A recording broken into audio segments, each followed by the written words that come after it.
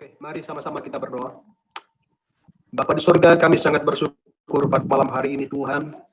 Kami boleh berjumpa para hamba-hamba-Mu malam hari ini, bersekutu bersama-sama untuk belajar akan kebenaran firman Tuhan. Biarlah Roh-Mu yang memberi kami kemampuan untuk mengerti akan segala kebenaran Tuhan yang akan memberkati kami pada malam hari ini. Memberkati pembicara Tuhan yang akan kami dengar malam hari ini. Engkau mengurapi, Engkau memberi hikmat dan pengetahuan bagi kami semua para hamba-hamba-Mu. Terpuji Engkau Bapa di sorga, kami mengucap syukur, kami mulai seminar kami pada malam hari ini dengan penuh ucapan syukur di dalam nama Tuhan Yesus. Haleluya. Amin. Iya, saya serahkan kepada hambanya Pak Gracia Velo. Oke. Shalom semuanya.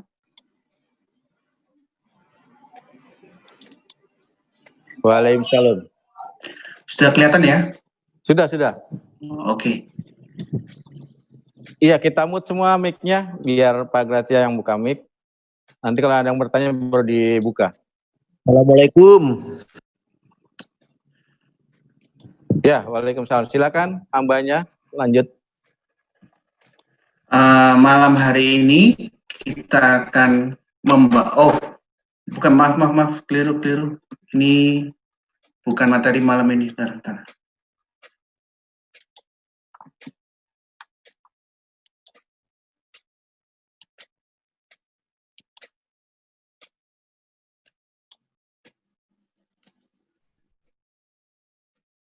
Maaf, tadi saya keliru, itu bukan materi malam ini.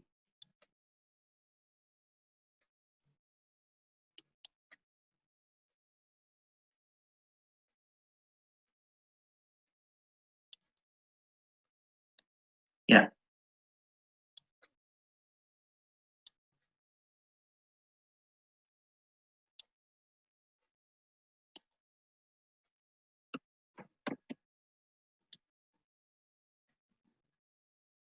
Bisa dilihat gambarnya?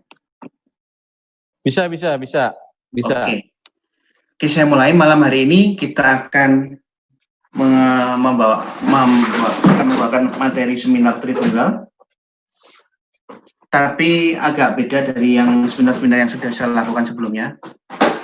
Yaitu selain saya mengungkapkan tentang bagaimana Tritunggal dalam ajaran-ajaran Alkitab, di sini saya juga akan menjelaskan aktivitas kealahan di dalam Tritunggal Maha Kudus Allah yang Esa, serta menjelaskan kasus 1 Yohanes pasal 5 ayat 7 dan 9.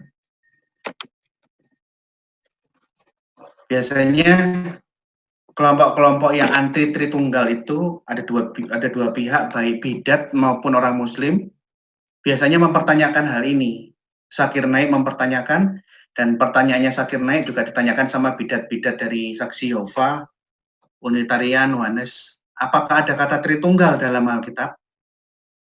Kita jawab dengan jujur, tidak ada satu ayat yang eksplisit menulis kata Tritunggal, kita akui. Oleh karena itu mereka mengambil kesimpulan, kalau tidak ada kata eksplisit Tritunggal, jangan ajarkan Tritunggal. Jadi baik Saksi Yehova, bidat-bidat maupun polemikus Muslim, sejak abad yang ke-7 bertemu dengan pendeta-pendeta di Arab mengatakan yang kira-kira nadanya seperti ini. Yang jadi masalah, mereka melakukan tafsir harafiah, kalau tidak tertulis, jangan diajarkan. Ini akan menjadi bumerang kepada orang yang menggunakan metode tafsir harafiah semacam ini.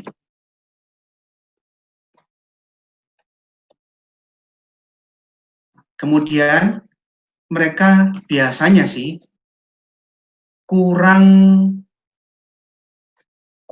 suka baca buku, kekurangan informasi, dia tidak mengikuti bagaimana suksesi kekristenan dari zaman para rasul.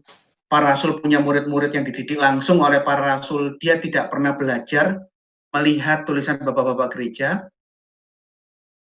karena dia banyak kekurangan ilmu, dia tidak bisa bahasa Ibrani, tidak bisa bahasa Yunani, dari dalam ketidaktahuan dan kekurangan informasi yang sangat mengerikan, dia membuat suatu tafsir-tafsir karena tidak ada tertulis, ya kita tidak usah ajarkan. Kira-kira begitu. Saya akan menanggapi metode cara pandang harafiah yang secara jujur saya bilang itu ngawur dan sangat-sangat berbahaya, dan itu akan menjadi bumerang buat mereka. Kata Tritunggal itu bahasa teologis. Memang bukan bahasa Alkitab. Ini adalah bahasa teologis, bahasa yang dipakai oleh bapak-bapak gereja untuk menjelaskan ayat di dalam Matius 28 ayat 19 ataupun 1 Yohanes 5 ayat 7 dan 9 versi ayat panjang. Bahaya sekali menggunakan tafsir harafiah ini. Jikalau mereka berprinsip yang tidak ada di Alkitab, jangan diikuti. Oke, saya kasih pertanyaan balik. Apakah bisa satu pendeta bidat Oneness, Saksi Yehova, dan Unitarian menunjukkan ada kata gereja di dalam Alkitab? Semua kata rumah ibadat di dalam Perjanjian Baru itu bentuk penghalusan. Harusnya tidak boleh kata rumah ibadat, karena rumah ibadat itu katanya bersifat netral. Agama apapun punya rumah ibadat. Kalau merujuk ke dalam bahasa aslinya, itu tertulis sinagog. Yesus ibadah di sinagog, ngajar di sinagog. Para rasul ibadah di sinagog, mengajar di sinagog. Rasul Paulus khususnya. Rasul-rasul lain tidak pernah mengajar di sinagog karena mereka bukan rabi. Hanya Paulus yang pangkatnya rabi, bisa mengajar di rumah-rumah ibadat di sinagog-sinagog. Pertanyaannya yang sama. Kenapa kamu punya gereja? Kenapa kamu pakai nama pastor? Tidak ada kata pastor, tidak ada kata gereja. Bahkan kata monoteisme secara eksplisit tidak ada di dalam Alkitab. Cari satu kata di Perjanjian Lama bahasa Ibrani ataupun satu kata di Perjanjian Baru bahasa Yunani kalau ada kata gereja dan kata pendeta atau kata monoteisme secara eksplisit. Ini tidak akan ditemukan. Jadi lucu sekali kalau orang-orang yang menggunakan metode tafsir harafiah konyol mempertanyakan tidak ada kata Tritunggal, maka tidak boleh mengajarkan Tritunggal. Saya balik, kamu kenapa bergereja? Kenapa kamu menggunakan menyebutkan kata pastor? Pastor Joshua Tewu, Pastor Henry Tan. Kenapa menggunakan kata pendeta? Oh, itu nggak ada semua di dalam Alkitab. Nah, ini kan bahayanya di situ. Jadi, apakah karena tidak ada kata gereja, tidak ada kata monoteisme, tidak ada kata pastor dan pendeta di dalam Alkitab secara eksplisit, maka kita tidak boleh ke gereja, tidak boleh ada orang yang menyandang gelar pastor atau pendeta, dan kita dianggap orang yang agama kita bukan agama monoteisme, hanya karena kata monoteisme tidak eksplisit tertulis secara literal. Ini kan jadi masalah kan? Sebaliknya kalau saya ketemu sama orang Muslim, saya akan mengajukan pertanyaan yang sama. Ini namanya mirror strategi. Ukuran yang mereka pakai untuk mengukur kita terapkan ukuran yang sama untuk mengukur Muslim. Orang Muslim mulutnya agama tauhid, percaya ilmu kalam. Mulutmu gembar-gembor, kami tauhid. Pertanyaan, sama pertanyaannya. Bisa nggak orang Muslim menunjukkan kepada saya satu kata di dalam Al-Quran, kata tauhid, dan satu kata di dalam Al-Quran, ilmu kalam? Ayo. Anda meminta saya menunjukkan kata eksplisit, tak balik. Gimana dengan Al-Quran? Mana kata tauhid dan kata ilmu kalam dalam Al-Quran? Kalau saya menggunakan logika tafsir harafiah yang keliru seperti tadi, bisa nggak saya mengatakan Islam tidak tauhid dan Islam tidak mengenal ilmu kalam, tidak mengenal ilmu teologi? Nah, ini kan repot kan? Nggak bisa seperti itu. Jadi, yang ingin saya tegaskan pertama kali di seminar malam hari ini, suatu doktrin yang tidak tertulis literally di dalam kitab sucinya suatu agama, itu terjadi di semua agama. Jadi bukan hanya Kristen, tapi di dalam Islam pun juga ada kesulitan-kesulitan, termasuk Yohanes juga. Bagaimana kamu punya gereja? Bagaimana kamu bisa menaruh nama pendeta wong ada ayatnya itu? Nah, sekarang menjadi masalah yang menjadi sosok pembahasan malam hari ini adalah Tritunggal. Saya ulang-ulang bahwa Tritunggal itu penting, itu ajaran yang keluar dari mulutnya Yesus Kristus. Oleh sebab itu, segala macam upaya bidat-bidat sejak abad-abad kuno selalu ditolak serentak oleh bapak-bapak gereja. Jikalau di abad ketiga ada yang mengajarkan Sabellianisme, seluruh bapak gereja datang menolak. Ada bidat-bidat lain mengajarkan paterpasianisme. Paterpasianisme itu artinya bapak yang menderita. Paterpasianisme bapak yang menderita. Yesus adalah bapak yang menjadi manusia. Di saat Yesus disalib, bapaklah yang disalib. Oleh karena itu, di saat penyaliban, bapaklah yang menderita. Paterpasianisme dilawan oleh bapak-bapak gereja dan dinyatakan sesat. Pengikutnya ada yang melari ke Mekah di abad keempat. Jadi setiap upaya apapun untuk menggoyang ajaran Yesus tentang bahwa Bapa, Anak, dan Roh Kudus itu satu nama, akan dilawan oleh semua bapak-bapak gereja. Karena ini adalah ucapan Yesus Kristus keluar dari bibir suci. Katanya Abdul Masih Al-Kindi, bapak gereja dari Timur Tengah, dari Irak, yang berdebat melawan Muslim, dia mengatakan, Tritunggal diucapkan, diajarkan oleh bibir suci Sang Juru Selamat. Oleh karena itu, gereja segala abad, dari abad pertama, abad kedua, abad ketiga, sudah mengajarkan Tritunggal. Di dalam seri seminar Tritunggal saya yang seri keberapa saya lupa, saya buktikan bahwa bapak-bapak gereja di abad pertama, Clement dari Roma, Polikarpus, Ignatius dari Antioquia, bapak-bapak gereja abad kedua, Theophilus dari Antioquia, macam-macam, Athenagoras, Theogmatus, Tautamurgus, dan banyak-banyak bapak gereja yang lain, Hippolytus. Banyak sekali bapak-bapak gereja dari abad pertama, kedua, ketiga mengajarkan dan menjelaskan Tritunggal. Segala upaya bidat yang berusaha merusak ajaran Allah itu Esa dan satu dengan firman-Nya, satu dengan rohnya, itu ditolak.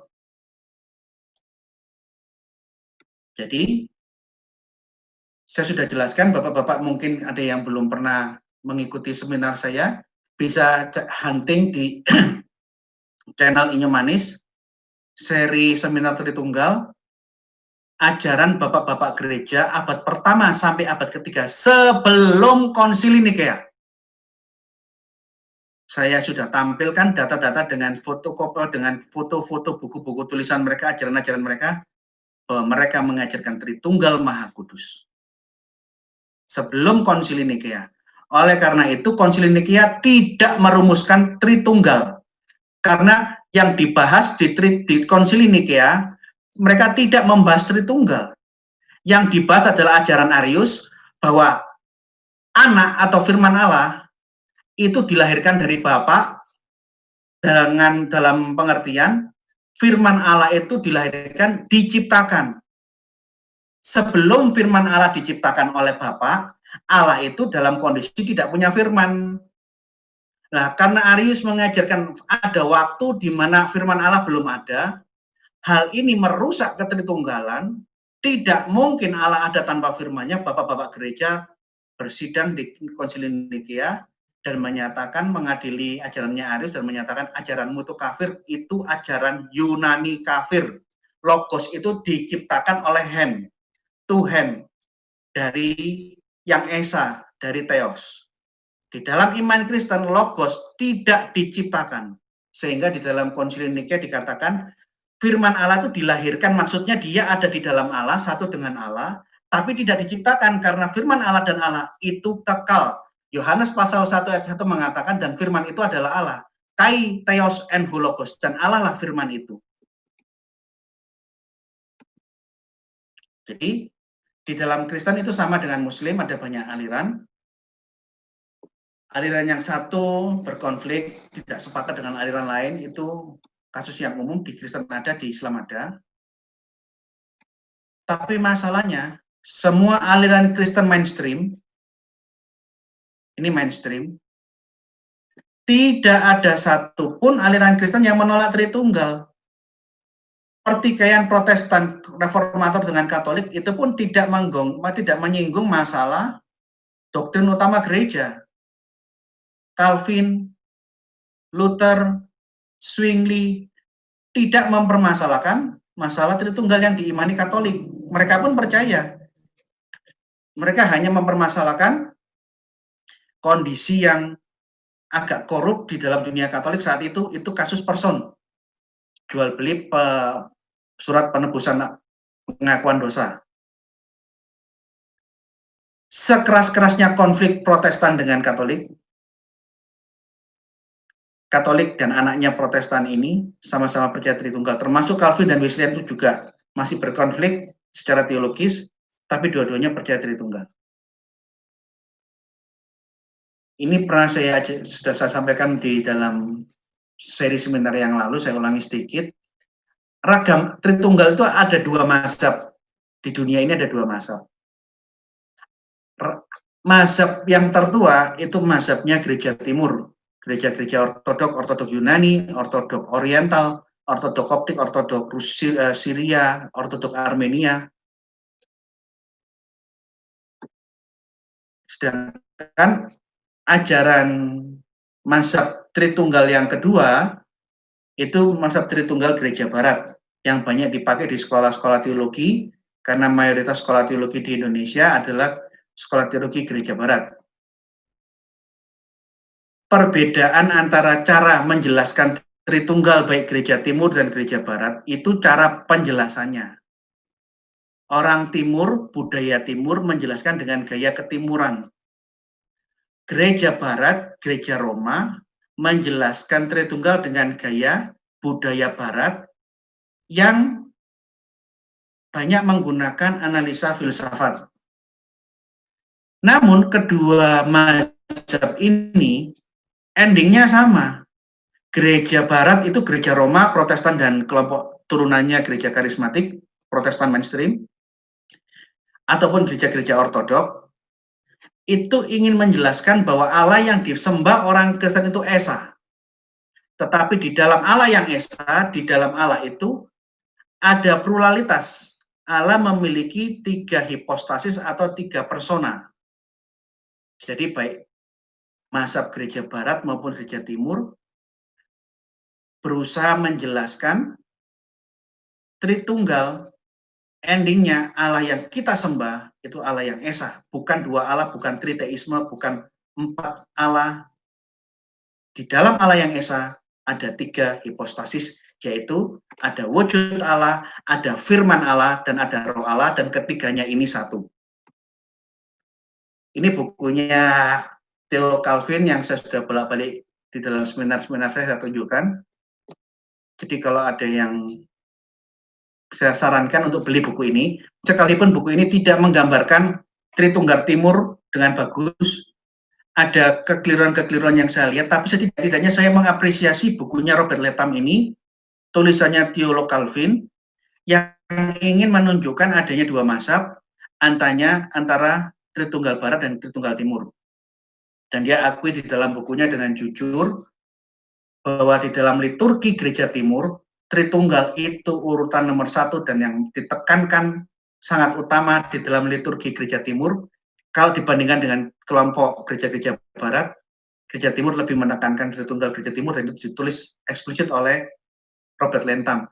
Anda bisa beli buku itu di online, di Momentum. Ini buku-buku yang dipakai di sekolah teologi, ini buku-buku Barat. Mereka banyak menggunakan analisa dan bahasa-bahasa filsafat, analisa metafisika.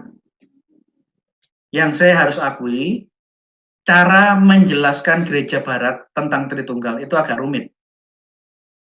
Kalau orang yang belajar teologi tidak mempersiapkan logika, mempersiapkan pikirannya tentang filsafat metafisika, langsung tiba-tiba masuk belajar tentang Tritunggal dengan gaya penjelasan gereja barat, mereka akan terus terang akan agak kesulitan memahami. Karena memang gereja Roma dan turunannya gereja Protestan dan gereja Calvin, gereja karismatik, mewarisi budaya pemikir-pemikir gaya barat, Yunani, Romawi, gaya-gaya pemikiran seperti itu. Jadi memang budaya dan cara membahasakannya yang berbeda dengan tujuan yang sama.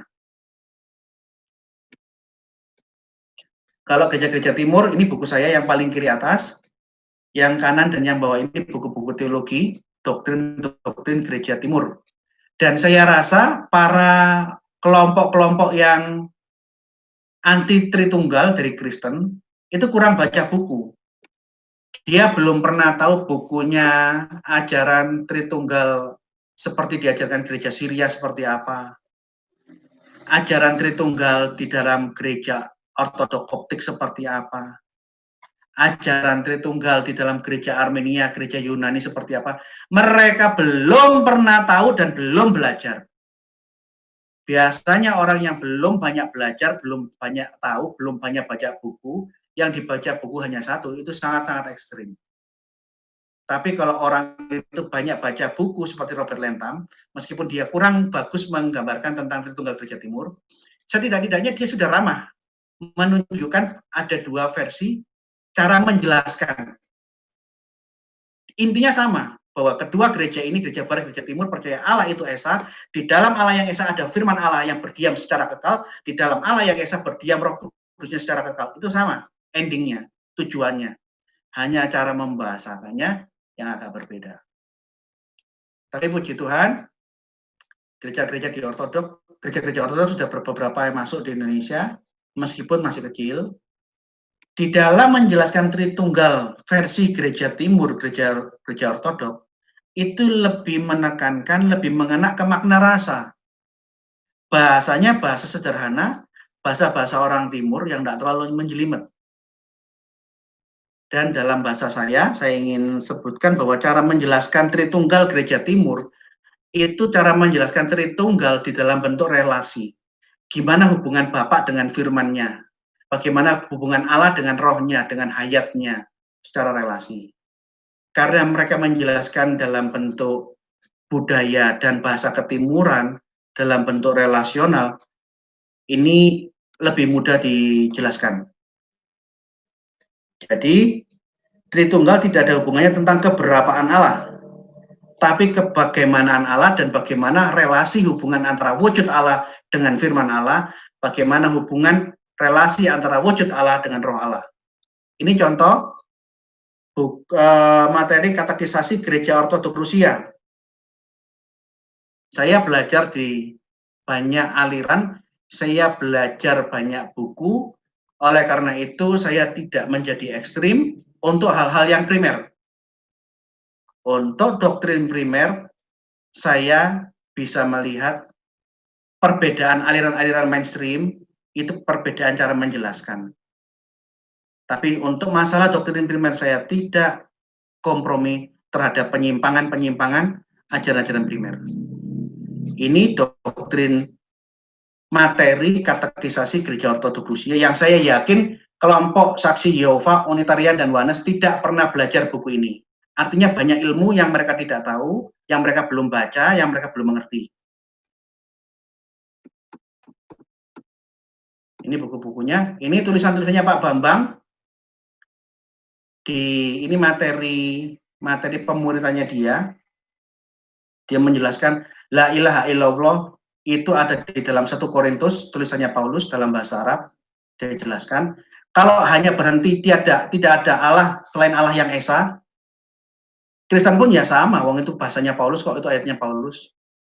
Bagaimana jejak-jejak prakalam dari teologi Kristen Arab, bagaimana keesaan Allah dalam ajaran Tritunggal dan perbandingannya dengan ilmu kalam, ini ditulis oleh Pak Bambang Nursena dari Gereja Ortodok gerejanya gereja Ortodoks Koptik. Ini kajian Institut Kajian Syria Culture. Ini buku-bukunya dari gereja Koptik. Yang saya sangat yakin bahwa kelompok-kelompok yang menyimpang dari doktrin utama belum belajar semua buku-buku ini, jadi dia hanya kebingungan dari satu buku, kemudian dia punya pikiran yang aneh-aneh, terus dia menolak. Hanya gara-gara dia tidak bisa memahami. Pentecostal Oneness itu muncul tahun 1913 atau 1914. Ini bukan ajaran dari pendiri-pendiri Pentakosta. Rob McAllister bukan pendiri Pentakosta. Pendiri Pentakosta ada dua, Charles F. Parham dan William Seymour. Dua tokoh Pentakosta, bahkan sampai hari ini mainstream Pentakosta mengakui dan percaya mengimani Tritunggal. Rob McAllister yang memunculkan ajaran Oneness pertama kali. Dia orang-orang yang saya rasa terlalu cepat buku yang dibaca kurang ini, dan rata-rata orang Oneness ini suka berbohong. Nanti saya akan tunjukkan kebohongan-kebohongan kelompok bidat Oneness ya. Cara pandangnya terhadap kajian metafisika itu sangat-sangat lemah. Dia tidak bisa membedakan satunya Tuhan dengan satunya kambing, itu tidak bisa. Dia tidak bisa membedakan mana jelmaan Allah dan mana hakikat Allah yang asli. Tapi karena kajian metafisikanya lemah, sombongnya metafisik. Dan mereka suka melakukan tafsir harafiah semaunya sendiri. Yang mana kalau metode ini kita balikan ke mereka itu menjadi bumerang dan mereka kelabakan. Seperti tadi saya balikan. Kamu tanya Tritunggal secara harafiah teks ada enggak? Enggak ada. Nah sekarang pertanyaan, kenapa kamu pakai nama pendeta? Kenapa kamu sembahyang di gereja? Bahkan saya kepingin ngomong khusus tentang Pentecostal Oneness. Di dalam Alkitab dilarang menggunakan instrumen musik baik di bait suci maupun di sinagog. Yesus dan para rasul tidak ada yang gedebukan dengan drum, dengan ketipung di dalam sinagog ataupun di dalam bait Allah. Alat-alat musik hanya boleh dimainkan oleh suku Lewi di halaman. Ingat baik-baik. Ini teks ini Alkitab. Kumasuki gerbangnya dengan hati bersyukur, halamannya dengan pujian. Kalau kita mau saklek-saklekan, kita harus jujur, yang membawa masuk musik instrumen di gereja itu Ambrosius Agung, Ambrosius the Great di abad keempat, abad kelima. Di mana Calvin, di zamannya Calvin ingin mengembalikan ibadah gereja seperti sebelum zamannya Ambrosius. Sehingga di zamannya Calvin, gereja Calvin dilarang menggunakan musik instrumen, hanya musik vokal. Jadi saya mau tanya balik, kalau mereka menggunakan tafsir harafiah, gampang sekali membalasnya. Kenapa kamu menggunakan gitar kalau beribadah di gereja? Yesus tidak menggunakan alat musik. Tidak ada alat musik yang boleh dimainkan di dalam sinagog dan di bait Allah. Semua hanya musik vokal. Nah, dapat kan? Artinya, baik Pentecostal Oneness, bidat-bidat, dan yang lain-lain, itu semua juga nggak melaksanakan Alkitab secara tekstual harafiah. Jadi mereka pilih-pilih ayat dan ya suka-suka mereka sendiri menafsirkan Alkitab. Dan yang paling parah, rata-rata semua aliran sesat itu menghina dan melecehkan dan mengesampingkan bapak-bapak gereja. Mereka mengabaikan, bapak-bapak gereja kan manusia, mereka bisa salah. Ya betul. Di dalam seminar saya tentang bapak-bapak gereja, saya jelaskan tegas di depan. Di dalam ilmu patrologi, dilarang keras menggunakan satu kutipan bapak gereja. Single father is not, tidak diizinkan. Murid-murid ada banyak. Satu murid punya banyak, satu rasul punya banyak murid. Oleh karena itu, kalau kepingin melihat ajarannya bapak-bapak gereja, lihat konfirmasinya ke bapak-bapak gereja yang lain. Karena ada kemungkinan satu bapak gereja keliru, dikoreksi sama yang lain. Paling aman kita melihat teologi konsili. Karena teologi konsili bukan pemikiran 1-2 orang, tapi pemikiran murid-muridnya semua rasul. Contoh konsili Nikea. Murid-muridnya Rasul Petrus yang mendirikan gereja di Antioquia dan gereja Roma. Uskup-uskup dari wilayah Syria dan wilayah Eropa, Roma datang. Pendeta-pendeta uskup-uskup dari wilayah gereja yang didirikan oleh Rasul Markus di Alexandria datang. Yang didirikan Rasul Thomas dari India, yang didirikan oleh Rasul Bartolomeus di Irak, dari Rasul Matius yang mendirikan gereja di Ethiopia, Rasul Andreas dari Athena, dari Yunani. Semua muridnya bapak-bapak gereja muridnya Rasul dari garis rasulnya manapun masuk membahas dan memikirkan, bukan pemikiran 1-2 orang. Pemikiran 1 orang bapak gereja tidak dibenarkan dipakai. Harus melihat konfirmasinya. Nah, yang jadi masalah begini loh.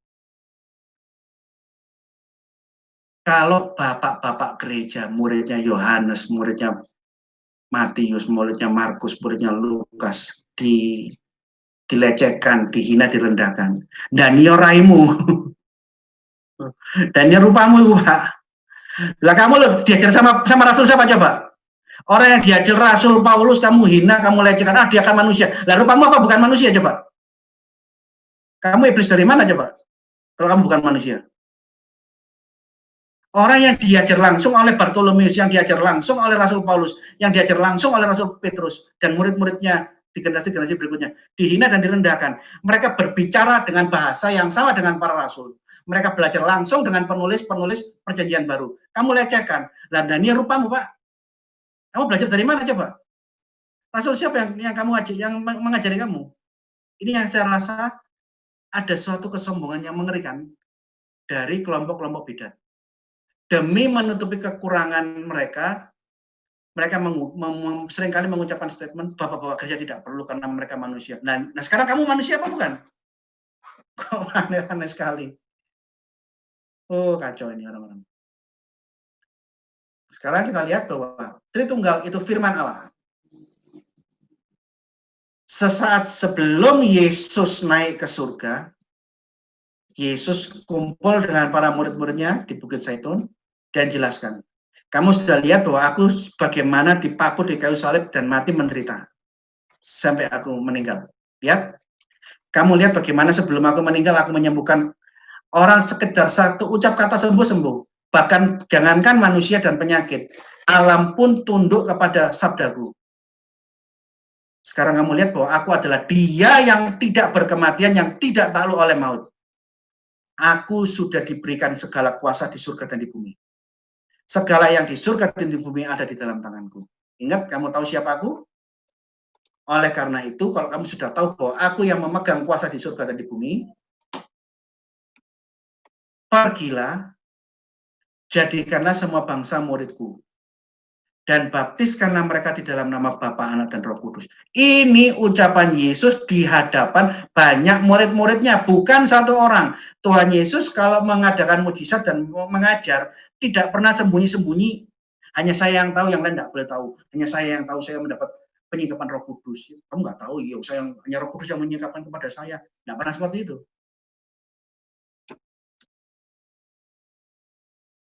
Ini buku yang saya tulis.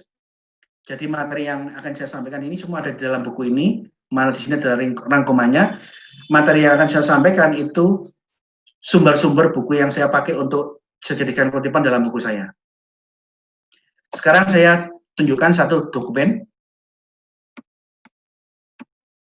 Ini kumpulan naskah-naskah Perjanjian Baru, Byzantium Text untuk membaca orang yang baru belajar. Parotentes Mateteusate Pantata Etni. Dikasih tanda nomor 16. Parotentes, pergilah, oleh karena itu pergilah, bentuk perintah imperatif, instruksi. Go ye, pergilah kamu. Mateteusate, memuridkan dari kata matetes. Pantata etne baptisontes autos eis, tu onomato patros, kaitu huyo, kaitu agio pneumatos. Kita lihat aparatusnya. Aparatus di dalam kumpulan-kumpulan naskah Byzantium, nih, nomor 16, Mateteu, jadikanlah semua bangsa harus mentraining sampai completion. Instruksinya ini bersifat harus kamu kerjakan sampai sempurna, sampai tuntas. Hanya ini penjelasannya. Tidak ada perbedaan teks, perbedaan varian bacaan di dalam Matius 28 ayat 19 di kelompok naskah-naskah Byzantium teks. Sekarang saya lihat bahasa Yunaninya ya. Protentes, instruksi, pergilah. Mateusate, memuridkan, dalam pengertian kamu harus melatih, mentraining, menjadikan dia menjadi seorang murid dalam proses training, latihan. Pantata etne, pantam semua, etne, etnis. Kamu harus memuridkan, mentraining semua etnis, semua ras, semua bangsa. Kemudian setelah ditraining, baptis sontes autos eis itu mereka, baptis karena bentuk jamak mereka, di dalam tu onoma, di dalam nama bentuknya tunggal. Yesus tidak mengatakan Bapa, Anak, dan Roh Kudus, itu 3 nama bentuk jamak tu onomata, enggak. Yesus mengatakan tu onoma, di dalam nama bentuk tunggal. Ini nama dalam pengertian Ibrani loh ya. Nama itu menggambarkan pribadi yang dinamakan, wujud yang dinamakan, subjek yang dinamakan. Di dalam satu nama, di dalam satu wujud, itu dikatakan ada tu patros sang Bapa, tu huyo sang Anak, dan tu agios pneumatos. Agio pneumatos. Yesus sendiri yang mengatakan bahwa Bapa dan Anak, firman Allah, dan agio pneumatos, Roh Kudus, Roh Allah, itu semua ada di dalam satu nama, di dalam satu wujud. Oleh karena itu, kata Tritunggal yang dirumuskan oleh bapak-bapak gereja, yang menggunakan kata Tritunggal bukan Tertullianus pertama kali, tetapi Theophilus dari Antioquia, yang saya sudah jelaskan di seminar saya yang kapan hari di channel Inyomanis. Itu untuk menjelaskan bahwa Bapa dan Anak dan Roh Kudus itu satu nama, satu wujud. Tritunggal itu ingin menjelaskan Bapa, Anak, Roh Kudus satu, bukan 2 Allah, 3 nama, bukan banyak nama, tapi satu substansi, satu wujud, satu nama.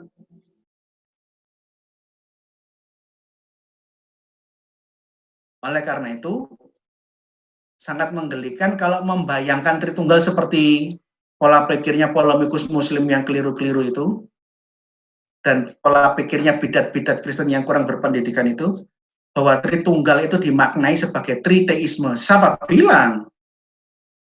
Tidak pernah Tritunggal dimaknai sebagai penyembahan kepada 3 Allah. Nah, seperti itu.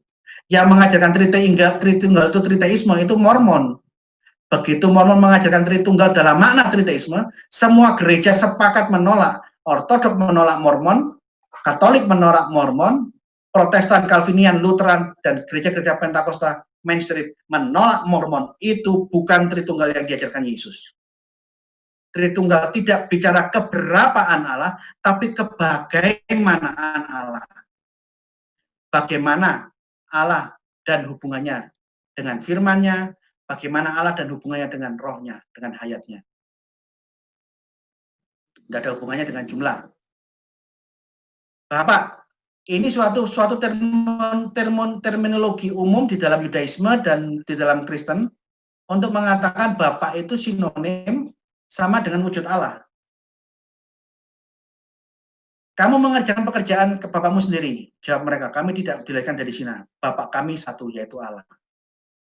Yang ngomongkan orang Yahudi, toh. Yahudi dan Kristen itu kalau ngomong bapak, dalam konteks kalimat seperti ini, semua sudah yakin, sudah tahu. Meskipun Yahudi yang ngomong, kita orang Kristen sudah bisa menangkap apa yang dimaksud kata bapak. Bapak kami adalah satu Allah, nangkep. Karena ini adalah bahasa teologis, bahasa teknis dalam teologi Yahudi dan Kristen. Bahkan yang kalau tadi itu orang Yahudi yang mengucapkannya, sekarang Yesus mengucapkan kata yang sama, makna yang sama. Yohanes 20 ayat 17, kata Yesus, janganlah engkau memegang aku, sebab aku belum pergi kepada Bapa.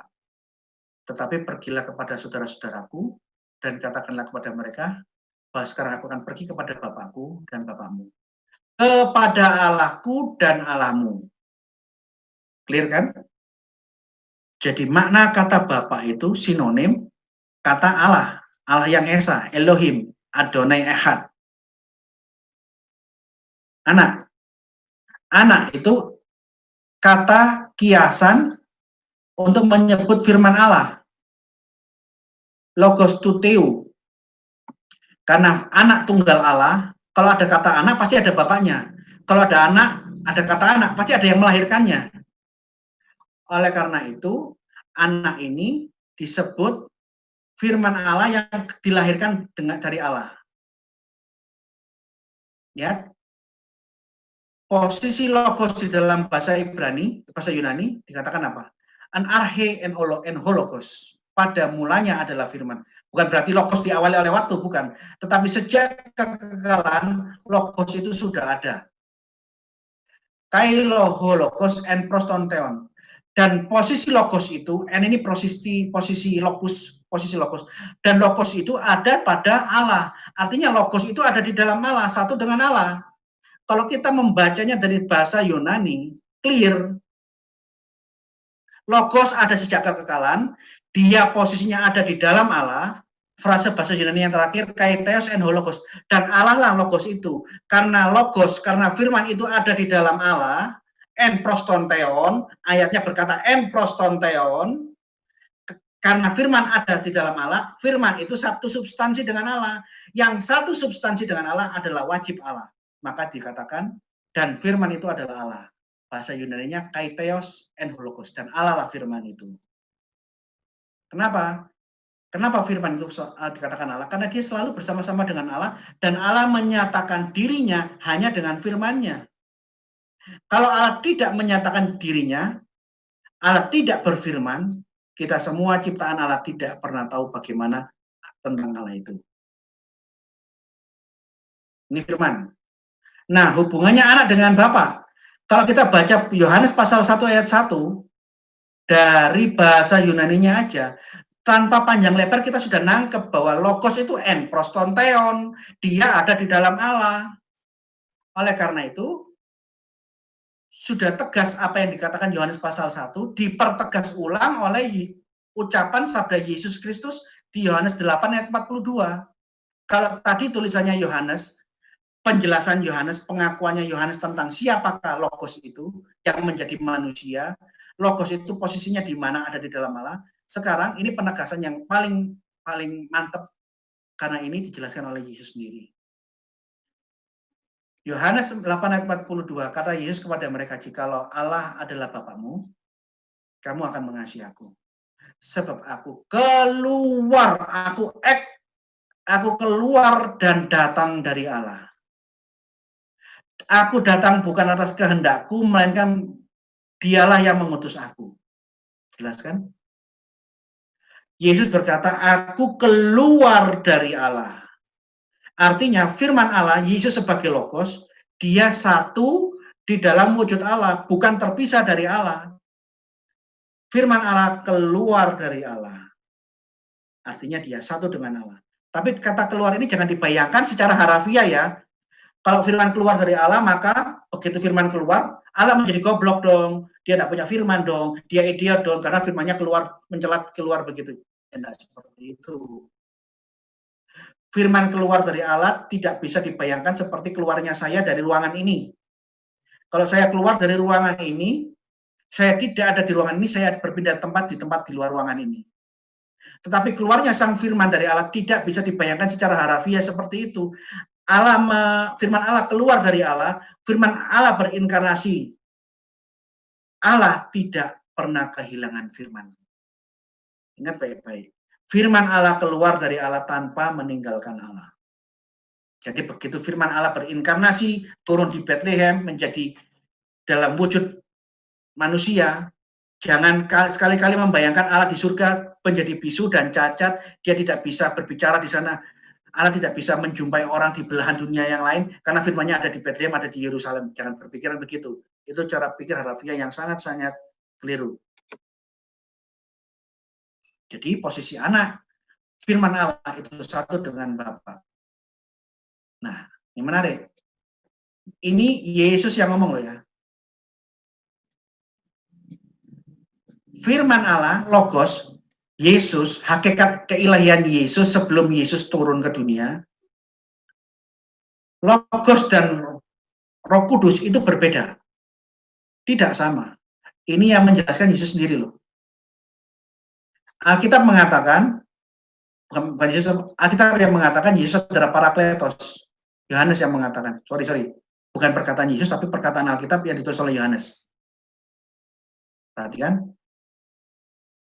anak-anakku, hal-hal ini kutuliskan kepadamu supaya kamu jangan berbuat dosa.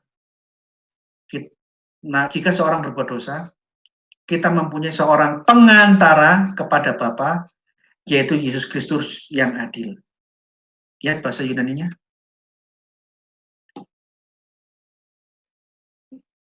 Tekniamo tauta grafe.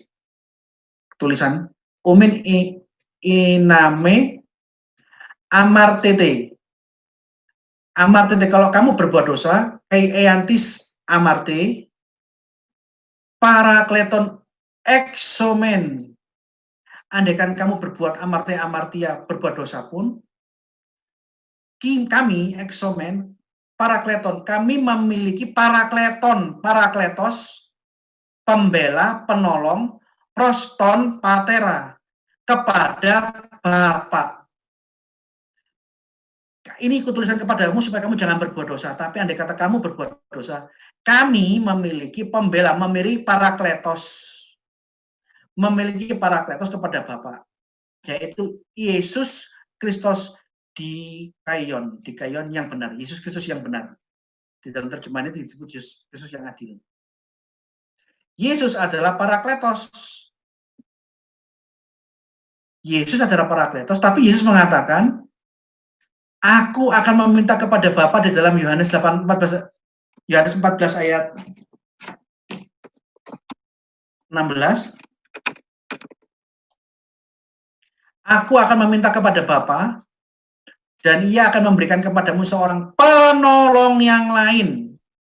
Aku ini parakletos kalian, kalau kalian berbuat dosa, aku yang akan menyucikan dan membersihkan dosamu. Aku penolongmu. Tapi aku akan memberikan parakletos yang lain. Tapi ada kata alon. Suatu penolong yang lain, tapi dari jenis yang sama. Artinya apa? Berbeda. Ada parakletos dan ada parakletos yang lain. Yesus parakletos, Roh Kudus parakletos yang lain. Tapi jenisnya sama. Ini loh. Jadi yang menyamakan anak firman Allah disamakan dengan Roh Kudus. Hidupnya Allah, rohnya Allah. Itu keliru. Alkitab tidak pernah mengajarkan yang seperti itu. Firman Allah bisa dibedakan dengan roh Allah. Namun firman Allah tidak mungkin terpisah dari roh Allah, dari hidupnya Allah. Yesus yang berkata bahwa roh lah yang memberikan hidup.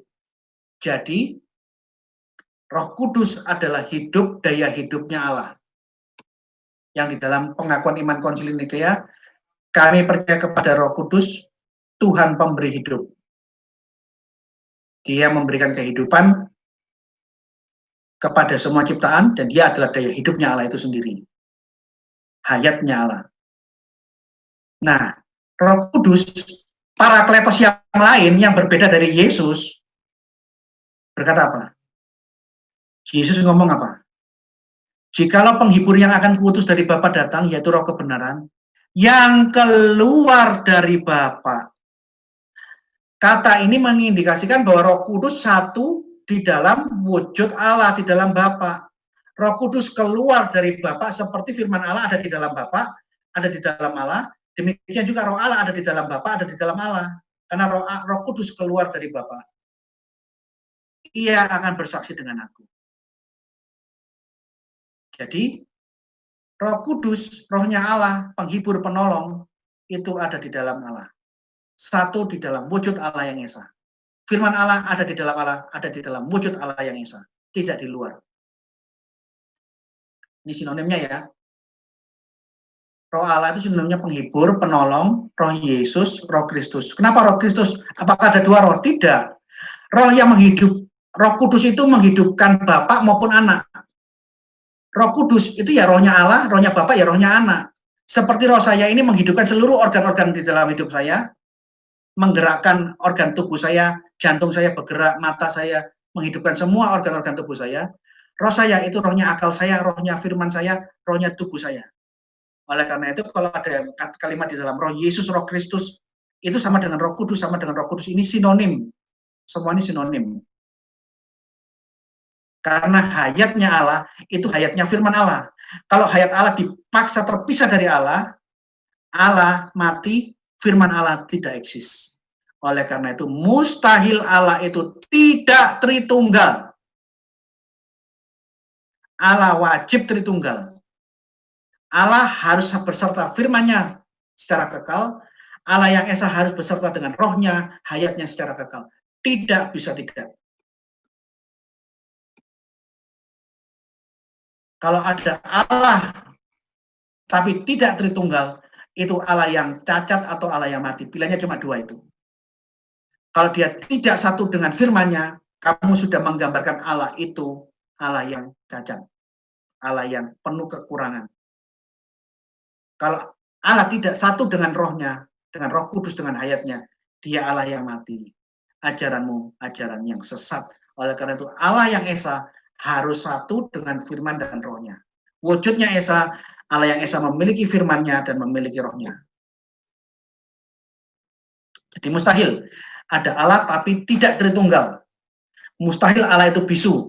Yang mengajarkan Allah pernah tidak punya firman, firman Allah itu adalah ciptaan ini ajarnya saksi Yehova dan Unitarian. Nah, ini menjadi masalah. Kalau Allah menciptakan firman-Nya, sedangkan Alkitab mengatakan segala sesuatu diciptakan Allah oleh firman-Nya, dengan cara apa lagi Allah menciptakan firman-Nya? Satu-satunya metode Allah menciptakan tidak pernah tidak ada. Bagaimana dia menciptakan firman? Kalau segala sesuatu adalah diciptakan dengan firman. Jadi menggambarkan firman Allah itu ciptaan, Allah pernah bisu, Allah pernah idiot, itu menjijikan, itu mustahil. Mustahil Allah ada tapi tidak punya roh, mustahil. Karena menggambarkan Allah tidak punya roh, itu sama dengan mengatakan Allah tidak punya hidup. Rohlah yang memberi hidup, kata Yesus. Jadi kalau Allah pernah tidak punya rohnya, tidak punya Roh Kudus, tidak punya rohnya sendiri, itu sama dengan mengatakan Allah yang digambarkan, Allah yang mati.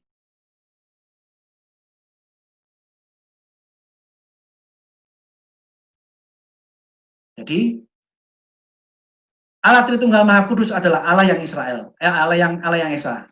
Yesus yang mengatakan Bapa, Putra, dan Roh Kudus adalah satu nama.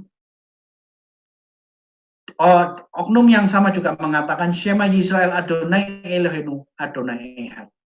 Jadi Bapa, Putra, Roh Kudus harus dimaknai dalam frame keesaan Allah seperti ucapan Yesus yang sama. Apa yang ditulis dalam Ulangan 6 pasal 4 itu yang dikutip Yesus dalam Markus 12 ayat 29. Jadi Tritunggal Maha Kudus adalah Allah yang esa. Yang memaknai Tritunggal, Triteisme itu orang Muslim atau orang-orang yang kurang berpendidikan. Karena semua bapak-bapak gereja menjelaskan apa yang saya jelaskan ini, penjelasan bapak-bapak gereja semua sama. Tritunggal Allah yang esa. Nah, sekarang saya masuk ke bagian ini. Karena hanya ada satu Allah, Adonai Ehad, karena ada satu Allah yang esa, Maka hanya ada satu kehendak. Tidak mungkin ada banyak kehendak. Roh Kudus punya kehendak sendiri, anak punya kehendak sendiri yang mandiri, yang berbeda dengan kehendak Bapa. Tidak mungkin. Karena ketiganya ini terikat di dalam satu wujud Allah yang Esa. Oleh karena itu, apa yang menjadi kehendak Bapa, itulah kehendak anak, dan itulah kehendak Roh Kudus. Karena wujudnya Allah itu cuma satu. Karena Allah itu cuma satu wujudnya, Allah itu Esa, Allah hanya punya satu kehendak. Jadi apa yang dikehendaki oleh Bapa itulah yang dikehendaki anak. Dan itulah juga yang dikehendaki Roh Kudus. Tidak ada kehendak yang berbeda-beda. Kalau ada kehendak yang berbeda satu sama lain, itu menggambarkan politeisme. Dan itu bukan firman Tuhan. Dan juga hanya ada satu kuasa. Kuasa Allah hanya ada satu. Kuasanya Bapa, itulah kuasanya anak. Dan itu juga kuasanya Roh Kudus. Karena Allah itu hanya satu. Tidak dua, tidak tiga. Jadi tidak mungkin Bapak punya kuasa tersendiri, anak punya kuasa yang terpisah tersendiri, Roh Kudus punya kuasa terpisah tersendiri. Nah, kalau kayak begini ini sudah masuk ke politeisme. Tidak. Tritunggal bukan triteisme. Dia satu wujud Allah yang Esa, dia punya satu kehendak dan satu kuasa. Satu power, satu energi. Jadi, karena Allah Tritunggal Maha Kudus Allah yang Esa berada di dalam satu wujud, satu kehendak, satu kuasa, tidak ada yang lebih hebat atau yang kurang hebat. Tidak ada yang lebih menonjol, yang lain kurang menonjol. Atau ada yang lebih dahulu, yang lain terkemudian. Tidak ada. Semua ajaran-ajaran saksi Yehova tertutup rapat-rapat dari Alkitab. Di mana ada Allah, di situ beserta firman dan rohnya secara kekal. Allah Esa, di dalam Allah yang Esa, di dalam Allah berdiam, firmannya kekal dan rohnya yang kekal. Tidak ada yang terlambat diciptakan. Tidak ada yang lebih dulu, tidak ada. Tidak ada yang kuasanya lebih tinggi, yang lain lebih rendah, tidak ada. Karena mereka satu wujud, mereka satu kehendak, satu energi, setara dan equal.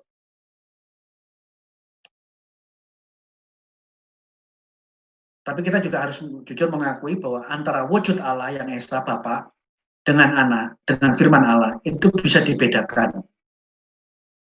Namun, mustahil kita membayangkan Allah itu terpisah dari firman-Nya. Firman Allah berbeda dengan roh Allah. Firman Allah berbeda dengan hayatnya Allah. Tapi mustahil ada firman Allah Logos itu terpisah dari Roh Kudus. Kalau itu terjadi, artinya Allah mati dan firman Allah tidak eksis. Jadi antara Bapa, Anak, Roh Kudus bisa dibedakan. Namun karena mereka berada di dalam satu wujud Allah yang esa, mereka tidak terpisahkan. Firman Allah dan roh Allah atau hayatnya Allah semua satu di dalam wujud Allah yang esa di dalam Bapa. Oleh karena itu apa yang dikatakan oleh Tertullianus itu memang sudah benar. Una substansia. Hanya ada satu wujud, ada satu substansi, tapi di dalam wujud keilahian Allah ada tres persona, ada tiga hipostasis. Di mana pribadi Allah ini diskresi berbeda, non separati, namun tidak terpisahkan. Ingat ya, kata pribadi ilahi ini jangan disamakan dengan pribadi manusia.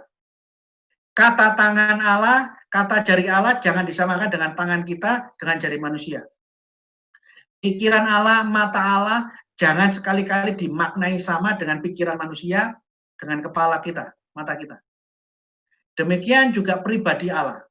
Ini tidak disamakan, tidak boleh disamakan dengan pribadi manusia yang terpisah-pisah. Karena tiga pribadi Allah ini, tiga hipostasis, tiga keberadaan ini terikat di dalam satu wujud, satu substansi. Nah, kelemahan-kelemahan para bidat dan orang muslim tidak memahami bahasa-bahasa metafisika yang dipakai di dalam kekristenan. Sehingga kata-kata tentang Allah dimaknai selalu dengan harafiah. Tangan Allah dibayangkan tangan manusia. Jari Allah dibayangkan jari manusia. Anak Allah dibayangkan anaknya manusia. Kalau anak Allah lahir berarti ada yang mengandung dong. Berarti Allah punya rahim dong. Ini kan primitif sekali pola pikirnya. Termasuk pribadi Allah. itu tidak sama, jauh berbeda maknanya dibanding dengan pribadi manusia.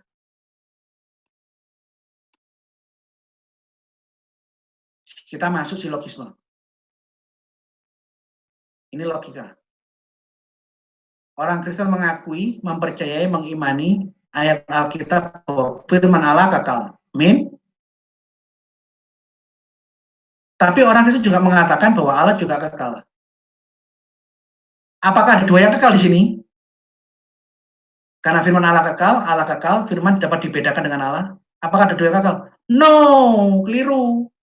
Karena firman Allah itu ada di dalam Allah, satu substansi dengan Allah. Apa yang satu substansi dengan Allah, wajib Allah. Makanya ayat Alkitab mengatakan dengan tegas, dan firman adalah Allah. Nah, jikalau firman Allah kekal, dan firman adalah Allah, yang kekal cuma satu. Tidak ada dua yang kekal di dalam ajaran Kristen. Karena kekekalan firman Allah itu ada di dalam wujud Allah. Firman Allah ada di dalam wujud Allah yang esa. Dia tidak kekal terpisah, tapi dia ada di dalam Allah. Oleh karena itu, sekalipun firman Allah kekal dan Allah kekal, ayat Alkitab mengatakan dan firman adalah Allah, maka hanya ada satu Allah yang kekal.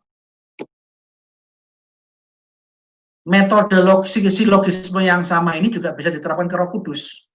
Roh Kudus rohnya Allah, hayatnya Allah, itu kekal. Yes, amin. Allah apakah kekal? Yes, amin. Roh Kudus kekal, Allah kekal. Apakah Roh Kudus adalah Allah? Yes. Roh Kudus satu di dalam wujud Allah. Yang satu di dalam wujud Allah, dia satu substansi dengan Allah. Yang satu substansi dengan Allah, wajib Allah. Oleh karena itu, firman Allah kekal, Roh Kudus kekal, Allah kekal. Tidak ada tiga Allah yang kekal, tetapi semua adalah satu Allah yang kekal karena ketiga-tiganya ini ada di dalam satu wujud, satu substansi. Jadi kekekalan Tritunggal itu ada di dalam wujud Allah yang esa. Firman Tuhan yang mengatakan aku yang datang dan keluar dari Allah. Yesus yang ngomong. Firman Allah yang mengatakan kai ho logos en prostonton. Ini firman Allah yang ngomong.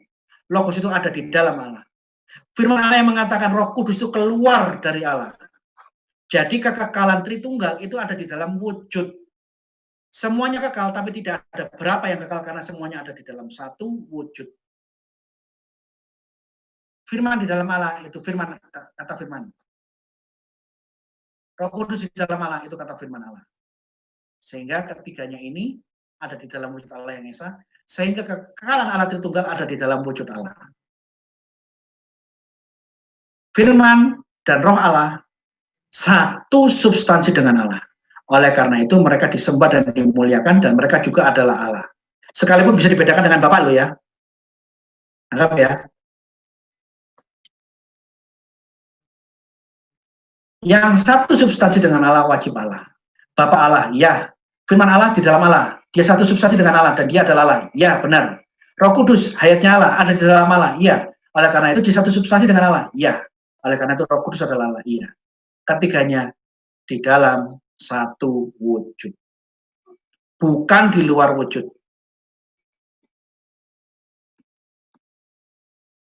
Sekarang saya masuk ke pembahasan yang lagi rame ini tentang sisipan Yohanes. Ini sudah masuk sesi yang terakhir ya, sebelum tanya jawab. Banyak yang mengatakan 1 Yohanes itu ayat palsu. Ini bukan ayat 8 tapi 9. Dalilnya tidak ada ayat panjang 1 Yohanes 5 ayat 7-9 di manuskrip Yunani awal. Ya, betul. Dia hanya ada di manuskrip Yunani minuskul di atas abad ke-9 ke-10. Yes, betul. Tapi tolong perhatikan, orang-orang yang mengatakan bahwa karena tidak ada di manuskrip awal, artinya ayat itu adalah ayat palsu, ayat tambahan, itu orang yang kurang baca buku. Dia kurang baca buku, kurang ilmu, sehingga di dalam kebodohan dan ketidaktahuannya dia cepat menuduh dan mengata-ngatai sesuatu yang dia tidak ketahui. sekalipun di dalam manuskrip bahasa Yunani tidak ada, baru ada di atas abad ke-10, Yohanes pasal 1 Yohanes pasal 5 ayat 7 dan 9 itu ada di dalam manuskrip Latin, Old Latin, di Vulgata, ada di dalam Alkitab bahasa Aramaik yang tertua abad ketiga, abad ketiga, manuskrip Alkitab bahasa Latin yang tertua abad kedua. Baru-baru ini ditemukan 2 manuskrip Latin abad kedua sekitar 4 apa manuskrip. Ini kelewatan ini, salah ini. Sedangkan di dalam nanti ya, nah ini. Lihat ya. Ini novum. Kata baptisontes autos ais, baptiskanlah mereka, baptis dalam bentuk jamak, baptiskanlah mereka, tu onomatu patros, kaitu huyo, kaitu agioponomatos. Lihat kritik aparatusnya. Kritik aparatusnya, ini yang memberikan catatan, dari ribuan naskah Yunani, ini tentang Matius 28 ini, tidak ada perbedaan teks ini. Ini untuk membantah bahwa apa yang dilakukan oleh kelompok Wanes merubah ayat menggunakan ayat-ayat palsu. Matius 28 ayat 19 itu diganti dengan ayat palsu buatan mereka. Padahal di dalam Novum Testamentum sudah jelas bahwa di dalam ayat ini tidak ada varian teks kecuali kata baptisontes ditulis baptisantes ini loh. Omikron diganti alfa. Ini perbedaan dialek. Dan ada manuskrip yang membubuhkan kata amin. Manuskrip yang lain tidak menggunakan kata amin. Tidak ada kata penutup. Tapi semua sama. Ribuan manuskrip Yunani dikumpulkan dalam buku ini, semua satu kata. Baptiskanlah di dalam nama Bapa, Putra, dan Roh Kudus. Sedangkan Alkitab palsu buatannya Yohanes itu merubah ayat ini suatu perbuatan yang lancang. Ya, sekarang saya masuk pembahasan 1 Yohanes 5 ayat 7 ya. Bapak-bapak, ibu-ibu yang hadir malam hari ini, yang menyaksikan saya sarankan Anda beli Alkitab dari LAI, terbitan Indonesia dan Yunani. Ini tidak terlalu mahal. Di dalam terbitan LAI Indonesia Yunani, ada kritik aparatus yang hampir sama dengan Novum Testamentum. Nih. Di ayat 7-8 ada kodenya, dikasih penjelasan. Bahwa kata dengan varian kata yang panjang, baptiskanlah di dalam nama Bapa, Putra, dan Roh Kudus, sisipan ayat yang panjang ada di dalam manuskrip IT, ini katanya kode Old Latin, Vulgata, manuskrip Syria, ditemukan dalam manuskrip Koptik, ditemukan dalam manuskrip Aramaik, Armenia. Alkitab kuno Armenia sudah membubuhkan frase ayat panjang. Ayat yang panjang ditemukan di dalam Alkitab kuno, Alkitab tulisan Ethiopia kuno. 1 Yohanes 5 ayat 7-9, versi ayat panjang ditemukan dalam tulisan-tulisan di Alkitab kuno Gregoria. Tulisan Alkitab kuno Gregorian. Juga ada di Alkitab kuno bahasa Slavik, bahasa Rusia kuno. Jadi tidak ada di dalam bahasa Yunani yang awal-awal, tapi ada di dalam versi Alkitab bahasa Latin, di Vulgata, di Alkitab bahasa Syria, di Alkitab bahasa Koptik kuno, bahasa Armenia, bahasa Ethiopia, bahasa Georgia, bahasa Slavik. Bahkan versi rumusan ayat panjang dijumpai dalam tulisannya Clement dalam bahasa Latin. Ini Clement, Origenes, Kyrillos, Pseudo-Dionysius, dalam tulisannya John Damascus, pembaptisan ulang Ambrosius, Agustinus, dan macam-macam. Bahkan ditemukan dalam kutipannya Cyprianus, Bapak Gereja abad kedua, dia mati di abad ketiga, pertengahan abad ketiga. Ini Bapak Gereja abad kedua. Ditemukan di dalam tulisannya Priscillian, Speculum Varimadum, Vigilius Fulgentinus. Jadi ayat ini dikenal secara luas di berbagai manuskrip Alkitab kuno sebelum abad 9 di manuskrip Latin di Syria, manuskrip Koptik, Armenia, Ethiopia, Gregoria, Slavonic, dan banyak sekali bapak-bapak gereja yang saya garis merah ini mengutip 1 Yohanes 5 ayat 7 dan 9 versi ayat panjang. Artinya apa? Ayat-ayat ini memang pernah ada dan dikenal oleh semua orang Kristen awal. Pertanyaannya, kenapa kok bisa hilang? Ini hipotesa saya. Ini hipotesa saya. Ayat itu sempat hilang karena di zaman abad 3 abad pertama ada pembantaian orang-orang Kristen dan pembakaran manuskrip Alkitab. Oleh karena orang Yunani membakari Alkitab dalam versi bahasa Yunani, kemungkinan ada bagian yang tidak tersalin. Namun puji Tuhan, versi ayat panjang ini sempat disalin oleh gereja-gereja Latin, gereja-gereja Syria, Alkitab bahasa Koptik, Alkitab bahasa Armenia, Alkitab bahasa Ethiopia, bahasa Gregoria, bahasa Slavonic, dan muncul di berbagai tulisan bapak-bapak gereja kuno. Artinya apa? Ayat itu memang benar-benar ada, hanya pernah hilang di manuskrip-manuskrip awal bahasa Yunani. Sehingga di dalam Alkitab bahasa Indonesia dikasih tanda kurung, itu bukan pemalsuan, tetapi suatu upaya jujur menunjukkan bahwa ayat ini di manuskrip yang Yunani tidak ada, tapi muncul di manuskrip-manuskrip abad kedua, ketiga, bahasa-bahasa yang lain, dan banyak bapak gereja yang mengutip ayat ini. Artinya apa? Ini pemulihan ayat, bukan pemalsuan ayat. Kalau ayat ini pernah tidak ada, tidak mungkin ditulis di dalam manuskrip Latin dari abad kedua, tidak mungkin ditemukan di manuskrip Syria abad ketiga, tidak mungkin ditemukan di manuskrip Koptik, manuskrip Aramaik, manuskrip Ethiopia, ditemukan dalam berbagai tulisan bapak-bapak gereja, mustahil. Nah ini buktinya sekian banyak kok, mau disangkal banyak. Jadi itu penulisan versi ayat panjang, itu pemulihan ayat yang pernah hilang. Karena bapak-bapak kuno, bapak-bapak gereja, manuskrip-manuskrip Injil kuno dari abad kedua, abad ketiga, tapi bukan versi bahasa Yunani, bahasa yang lain sudah memuat semua ayat itu, dan banyak bahasa.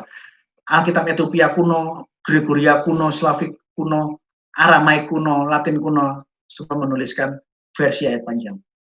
Bahkan ditemukan di dalam Lectionary Athena. Lectionary adalah liturgi ibadah gereja-gereja Yunani kuno. Ditemukan ayat itu di dalam Lectionary ibadah yang dipakai gereja-gereja Yunani. Loh. Ini bukti.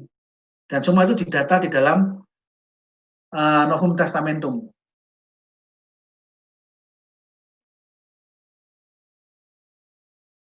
Nah, mengenai pemalsuan ayatnya Yohanes itu, jadikanlah mereka di dalam namaku, di dalam nama Yesus. Ini suatu pemalsuan, karena ini tidak ada di manuskrip manapun. Ini hanya ada di dalam kutipan bebas Eusebius dari Kaisarea. Yang masalahnya, Alkitab di zaman Eusebius, di abad ketiga, abad keempat, tidak menuliskan seperti yang Eusebius tuliskan. Ini pemalsuan. Jumlah manuskrip perjanjian baru, totalnya lebih dari 22.000. Yunani saja 5.700. Latin 10.000 lebih. Ini kurang 0 ini. Syria lebih dari 1.500. Koptik lebih dari 500. Aramaik, macam-macam. Total semua manuskrip kuno, kalau digabung semua bahasa kuno, itu lebih dari sekitar 22.000 manuskrip.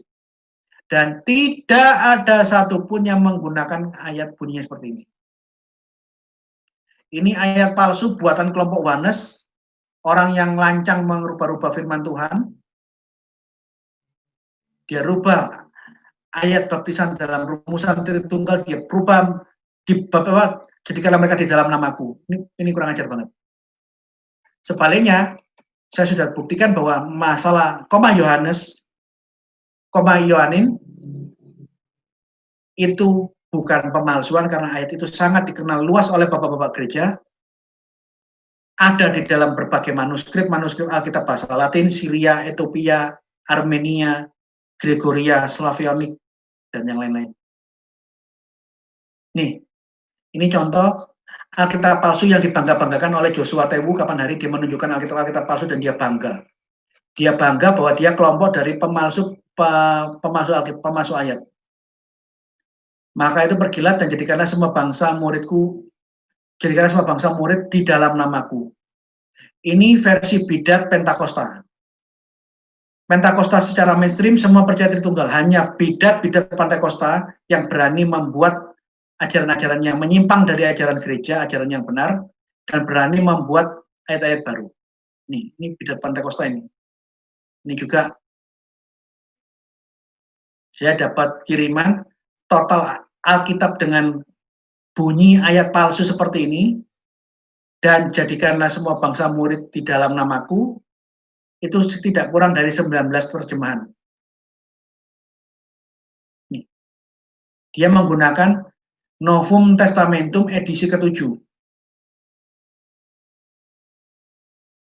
tahun 1923. Eusebius menulis dalam bukunya, Eusebius menulis surat kepada Kaisar Konstantin. Di saat dia menulis surat kepada Kaisar Konstantin, dia mengutip secara bebas Matius 28 dengan rumusan yang agak keliru. Dia menuliskan ento onomatimo. Ento onomatimo, di dalam namaku. Ini rumusan bebasnya Eusebius. Ini bukan bunyi ayat yang asli. Oleh karena itu, sekalipun ini dimunculkan di edisi ke-7 tahun 23, Novum Testamentum edisi ke-7 tahun 23, di edisi yang baru dihapuskan karena ini bukan Alkitab. Dan kutipannya tidak sama dengan bunyi ayatnya yang asli. Kalau bapak-bapak gereja yang tadi saya tunjukkan, itu kutipannya persis dengan ayat yang asli. Karena kutipan bapak gereja sama dengan ayatnya, dimasukkan sebagai data. Nah ini, dia hilangkan dari Novum yang terbaru. Kenapa? Dia mengutip ayat sembarangan yang tidak sesuai dengan ayatnya. Yang berbeda dengan ayat-ayat yang lain di seluruh dunia, dihapuskan. Jadi kata-katanya Eusebius, suratnya kepada Kaisar Konstantin yang mengutip Matius 28 ini, tidak lagi masuk.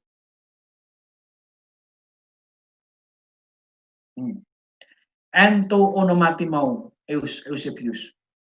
Dan di dalam onomati, di dalam namaku, tu onomatimou.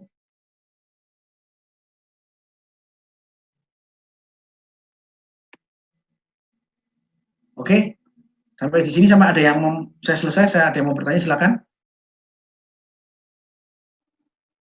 Baik, saudara, kalau ada yang ingin bertanya, boleh dibuka mic-nya satu orang. Silakan bertanya. Tadi di chat ada yang bertanya nih, Pak Gracia. Ya. Apakah sama Tritunggal Katolik dengan Protestan? Sama. Sama ya. Oh, itu bapak sama anak itu satu rumpun itu. Oh iya. Jadi Protestan Katolik dengan kelompok-kelompok Pentakosta itu Tritunggalnya sama. Turunannya dari gereja Roma. Ini yang saya bilang, kalau mereka tidak belajar mempersiapkan diri belajar filsafat yang kuat, tiba-tiba belajar tentang Tritunggal dengan gaya penjelasannya orang-orang Roma, orang-orang Barat, kepayahan. Makanya itu di dalam gereja Katolik, sebelum belajar teologi, semua Romo harus lulus 4-5 tahun belajar filsafat dulu. Setelah lulus belajar filsafat 4-5 tahun, baru boleh masuk ke seminari ke teologi. Artinya ada suatu jenjang persiapan sebelum masuk ke kajian.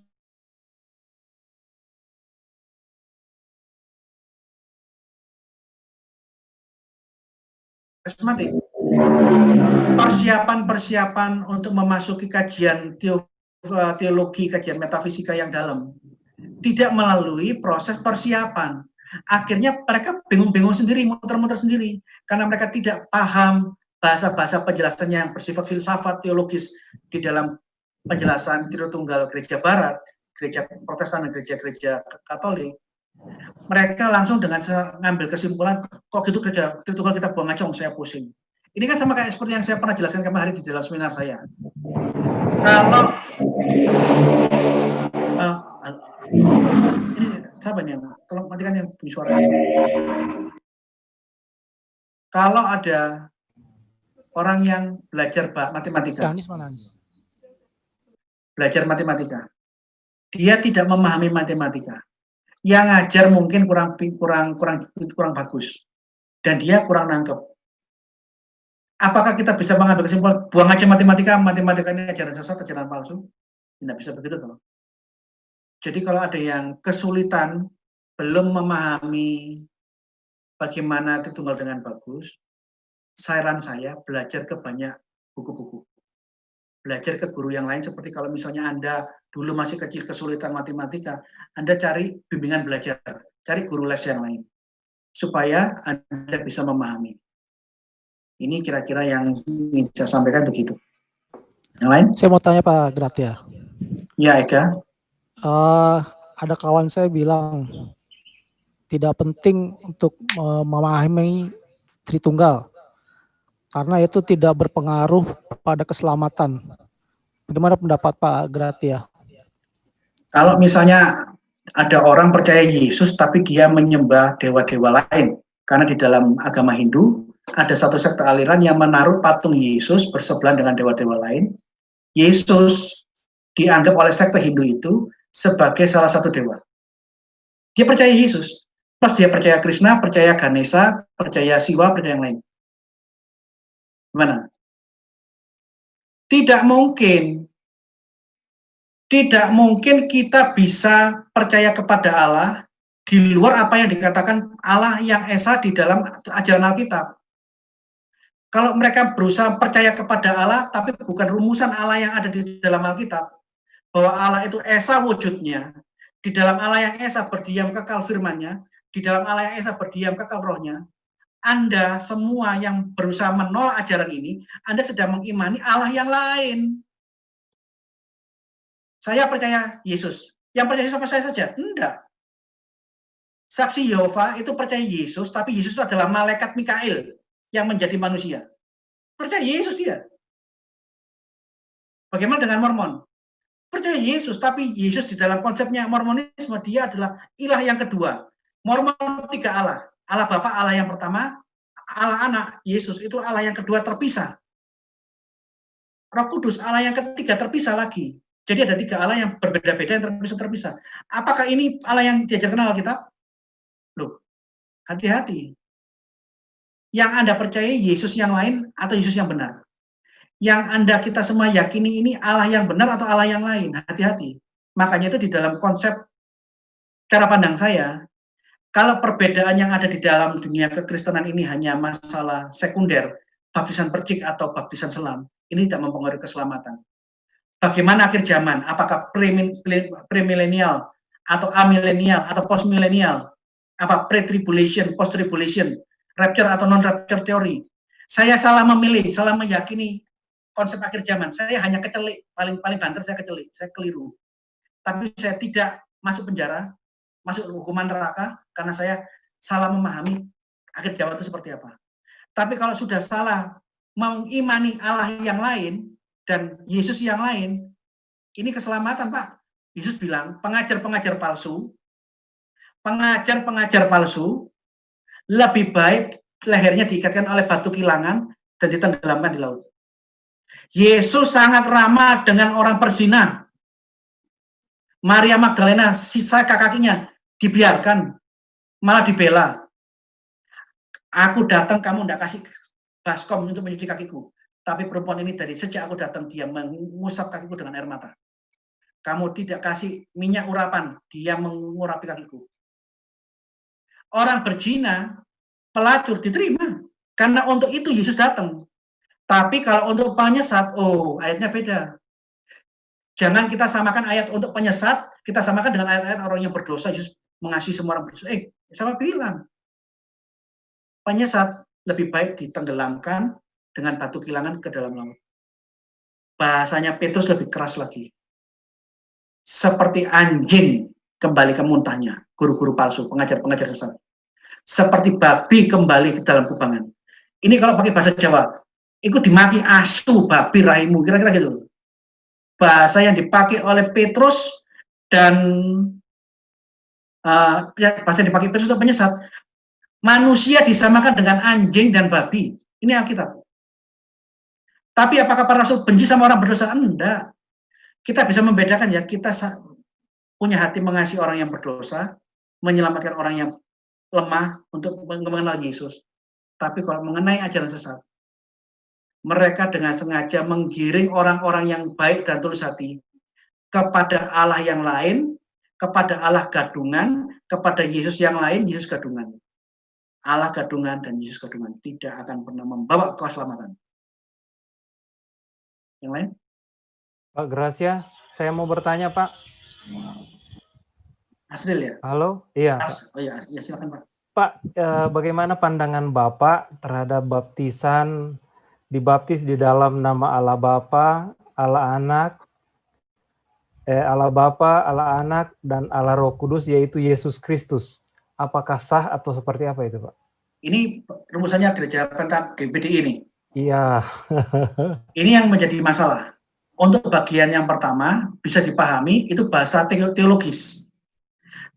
Bapa itu Allah, amin. Saya yakin. Firman Allah anak, itu ada di dalam Bapa. Satu substansi dengan Bapa. Dan ayat Alkitab mengatakan tegas, firman Allah adalah Allah. Jadi, Allah anak, ya dan amin. Ini bahasa teologis. Kalau bahasa Alkitab hanya Bapa, Anak, Roh Kudus. Tapi saya menerima, Roh Kudus, itu roh Allah, hayatnya Allah, ada di dalam Bapa. Karena Roh Kudus keluar dari Bapa. Ketiganya ini Allah, karena mereka satu di dalam wujud Allah yang esa. Amin. Yaitu Yesus Kristus. Ini yang jadi masalah. Karena Yesus itu adalah nama yang baru ada, nama yang diberikan di saat firman berinkarnasi. Sebelum firman Allah berinkarnasi, firman Allah bukan Yesus namanya, Pak. Firman Allah eksistensinya kekal. Davar Elohim, Davar Adonai, Logos. Dia baru dikasih nama Yesus atau Yeshua, atau kalau dialek yang lama Yosua, di saat firman turun dan berinkarnasi menjadi manusia. Sebelum firman turun dan berinkarnasi menjadi Yesus, menjadi manusia, Yesus Kristus, yang punya kodrat ganda. Yesus bukan namanya firman Allah. Dia nama yang baru ada di abad pertama saat firman itu lahir, berinkarnasi. Pertanyaannya, apakah Roh Kudus itu adalah Yesus? Anda tolong jawab sendiri, tanya orang-orang di GBDI. Apakah Bapak itu Yesus? Apakah Yesus disalib? Apakah itu Bapak yang disalib? Apakah Bapak itu berwujud? Ini akan menjadi masalah-masalah teologis. Oleh karena itu, saya tidak langsung dengan secara vulgar mengatakan ini keliru dan sesat gimana ya. Ini tolong diperbaiki. Karena GPDI pun masih percaya Tritunggal Maha Kudus. Hanya rumusan baptisannya ini yang menjadi rancu. Oleh karena itu, saran saya sih, kembalikan ke rumusan Alkitab aja. Karena Alkitab tidak pernah mengatakan Yesus itu Roh Kudus, Yesus adalah Bapa. Yang disalib bukan Bapa yang disalib, bukan Roh Kudus yang disalib. Jadi ini ada kerancuan. Di satu sisi, GPDI percaya Tritunggal Maha Kudus. Papa besar saya yang mati, saya baru tahu kalau dia meninggal 2 tahun yang lalu. Halo? Caranya harus nangan. Tolong matikan dulu partisipan. Iya, tolong di-mute semuanya biar yang bertanya saja. Terima kasih. Lanjutkan hambanya. Paman saya itu sesepuhnya GPDI, Om Pelo, yang rumahnya di tikungan di Jalan Saroja, Kupang itu. Jadi jalannya agak muter begini, agak menggok, di tikungan situ. Saya baru tahu dari pendeta-pendeta GPDI, bahwa Omes Pelo, Mesak Jeremia Pelo, mantan hakim tinggi, ketua hakim di Makassar itu, sudah meninggal 2 tahun yang lalu. Barusan kapan hari saya dikasih tahu pendeta-pendeta. Itu keluarga saya, dan saya tahu, papa besar saya, GPDI percaya teguh Tritunggal. Hanya rumusan baptisannya ini yang harus, saran saya, diperbaiki untuk lebih alkitabiah. Begitu. Ya, yang lain? Izin bertanya, Pak. Halo, halo. Ya. Ya, halo. Iya, coba Pak Pendeta Panjaitan, boleh silakan masuk dulu. Ya, terima kasih buat kesempatan yang diberikan sama saya. Memang apa yang disampaikan hambanya tadi itu memang merupakan satu fakta fakta yang nyata di ajaran DPDI dalam soal nama baptisan. Selalu memang dibaptis baikpun itu pemberkatan penyerahan anak, selalu sebutan dalam nama Bapa, Anak, dan Roh Kudus, yaitu Tuhan Yesus. Memang di kalangan kami, karena saya juga adalah hamba Tuhan di GPDI, memang itu sudah dibicarakan, hanya penyebutan, ibaratnya bagian penyebutannya yang jadi masalah. Cuma sampai sekarang ini belum ada keputusan untuk mengubah penyebutan itu, karena mungkin ya sudah dari awal seperti itu, akhirnya agak sulit begitu. Banyak, terima kasih. Kalau saran saya mending begini, di dalam nama Bapa, Putra, dan Roh Kudus, di dalam nama Yesus. Jangan kata yaitu.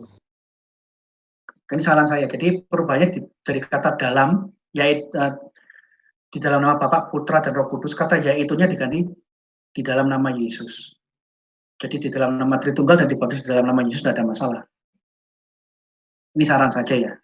Tapi yang lebih aman ya gunakan rumusan asli yang di dalam Matius itu lebih aman. Oh begitu ya?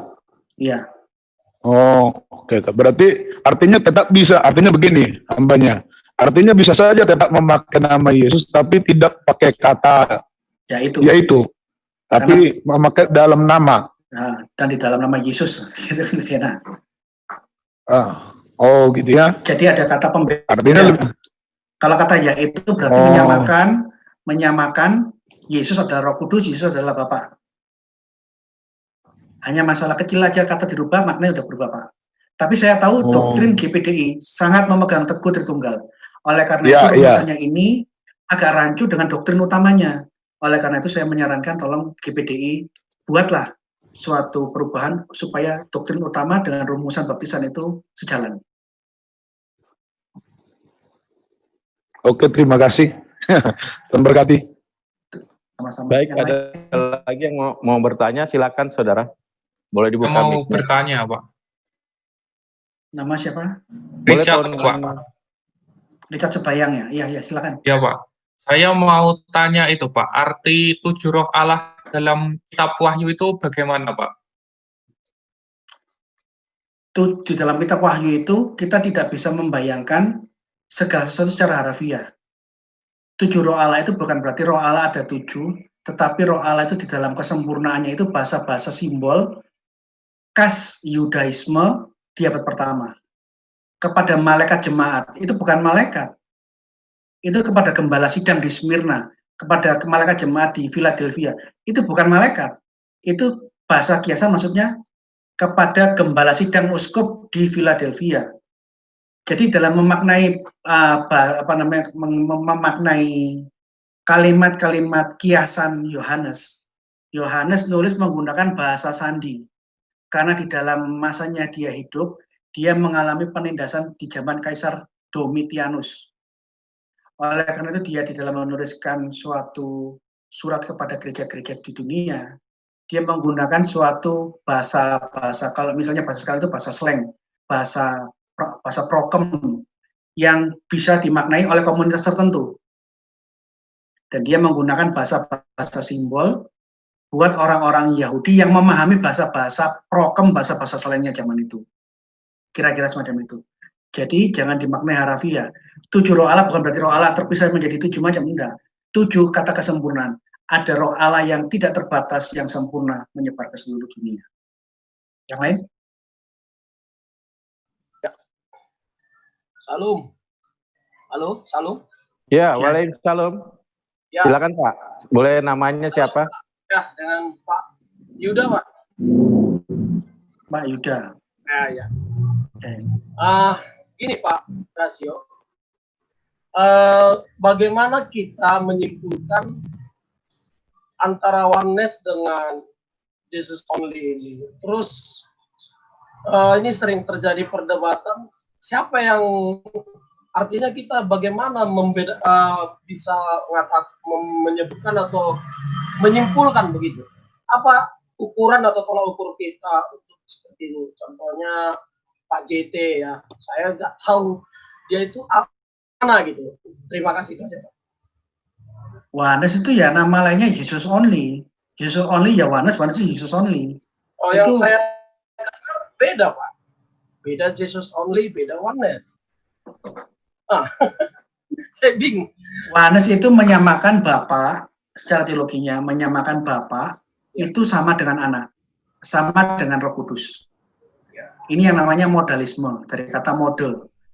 Hanya perannya yang berbeda. Dia Bapa, bisa jadi anak, dia bisa jadi Roh Kudus. Dan semuanya ini Yesus. Jadi Yohanes itu juga bisa disebut Jesus only.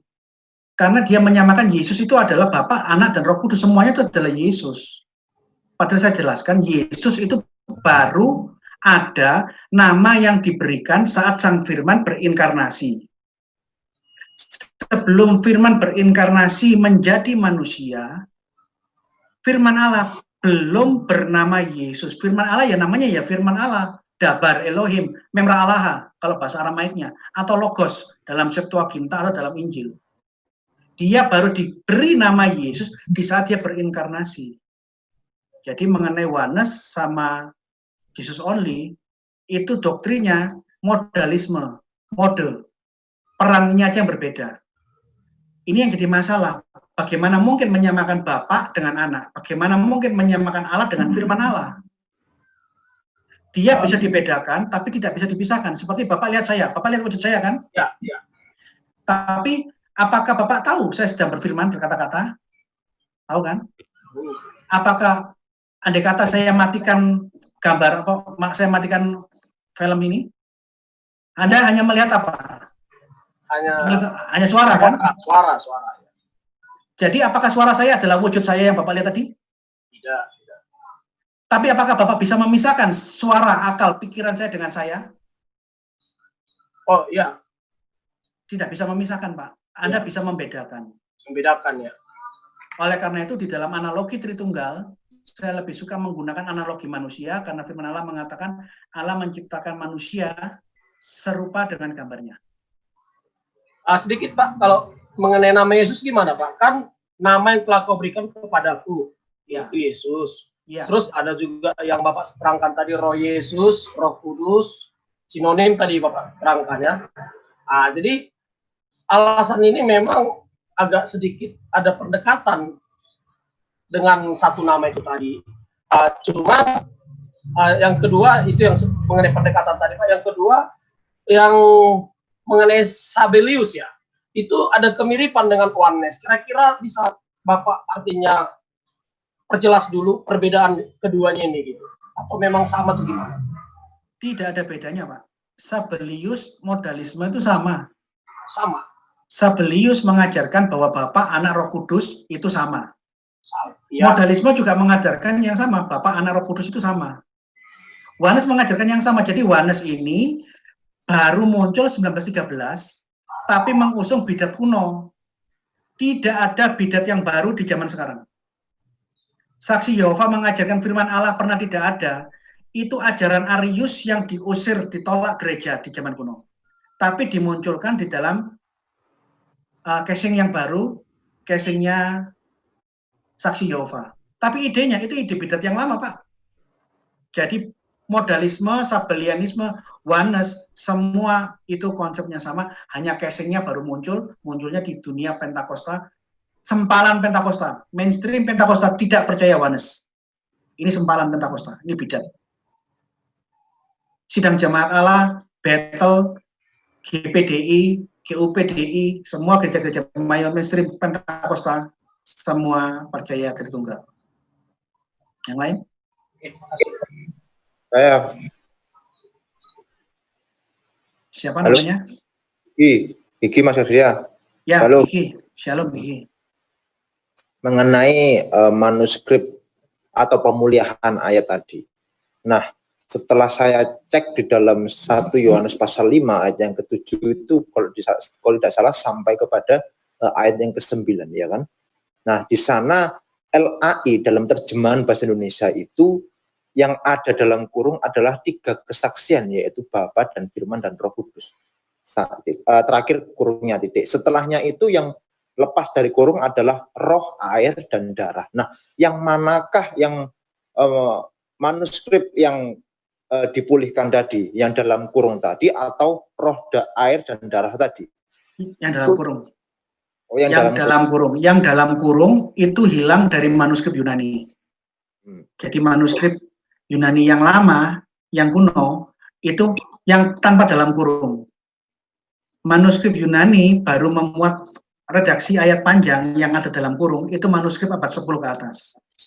Tapi tadi saya sudah tunjukkan, saya ulangi lagi. Di dalam manuskrip Injil bahasa Latin dari abad kedua, Old Latin, Vetus Latina, ayat itu ada. Ayat rumusan 1 Yohanes 5 ayat 7-9 yang versi panjang, itu muncul di Alkitab bahasa Aramaik kuno. Muncul di dalam bahasa Ethiopia kuno. Muncul di bahasa Slavonik kuno. Muncul di dalam bahasa Koptik kuno. Muncul di dalam bahasa Gregoria kuno. Plus, sederet bapak-bapak gereja tadi saya tunjukkan di dalam LAI, bapak-bapak ibu-ibu tolong beli LAI di Globe Yunani Indonesia. Itu keterangannya lengkap. Bapak-bapak gereja siapa yang mengutip ayat redaksi panjang, itu dicatat semua. Ya, Andre Aki Juan itu menunjukkan. Ini loh, ke Alkitabnya, beli. Ini murah. Ini loh Alkitabnya. Kalau Bapak beli ini murah, 120.000. Beli di Momentum ada di Manado, ada di Kupang, ada di Surabaya, di Malang, Jakarta. Kalau Anda beli ini, kalau punya uang beli yang lebih bagus lagi yang ini. Ini yang kumpulan ribuan manuskrip kuno bahasa Latin. Tapi ini mahal harganya. Ini 1.000 US dollar. 100 US dollar. Saya beli ini waktu itu saya menggunakan kartu kredit. Karena saya sudah tidak tahan untuk kepingin mempunyai dokumen ini, kumpulan ribuan naskah Yunani plus dikomparasi dengan naskah-naskah Latin, naskah Syria, naskah-naskah Koptik dan berbagai naskah-naskah manuskrip kuno. Saya pakai kartu kredit supaya saya dapat punya ini. Saya berusaha kalau mengenai dokumen saya kadang-kadang sampai ngutang atau kadang minta tolong orang teman-teman untuk membantu saya pinjam uangmu bisa kembalikan. Jadi kalau Bapak punya uang, segera beli yang bahasa Indonesia, di situ datanya lengkap. Jadi kalau ada kelompok Yohanes, kelompok saksi Yehova yang mengatakan 1 Yohanes 5 ayat 7-9 itu pemalsuan, polemikus muslim mengatakan ini pemalsuan, keliru. Semua ribuan banyak bapak-bapak gereja di berbagai negara di seluruh dunia sejak abad kedua, ketiga, keempat mengenal ayat itu dan mengucapkan, bahkan di dalam leksikon Yunani, liturgi gereja Yunani kuno ditemukan di dalam sobekan-sobekan liturgi, ayat itu dipakai. Jadi itu bukan pemalsuan, tapi pemulihan. Berarti kita ada ya? Ya, ada. Di PES itu ada, kan di Aramaik ini loh, saya tunjukkan lagi ya.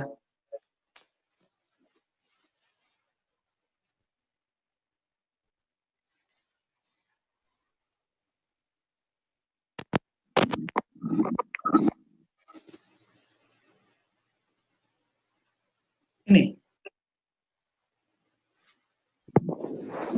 Ya, oke.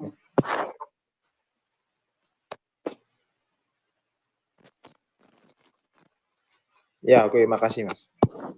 Ini Syria. Ini manuskrip Syria. Ada kata SYRP. Ini di papirus Syria ketemu.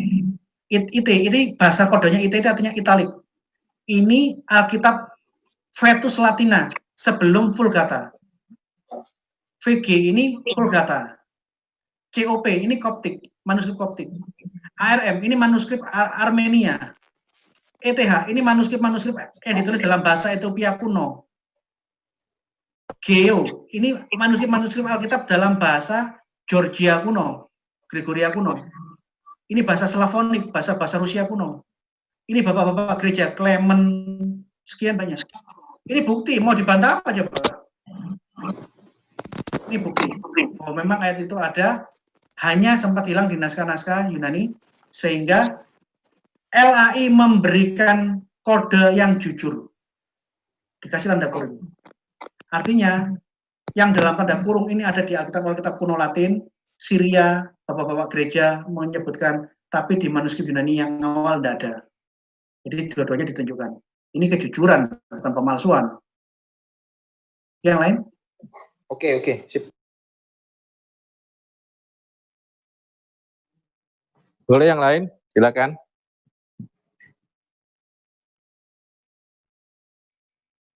Pak, disudahi sampai jam 9 ini aja Pak ya. Soalnya kalau agak kelamaan nanti kurang bagus durasi di YouTube-nya nanti akan terlalu memakan waktu ya.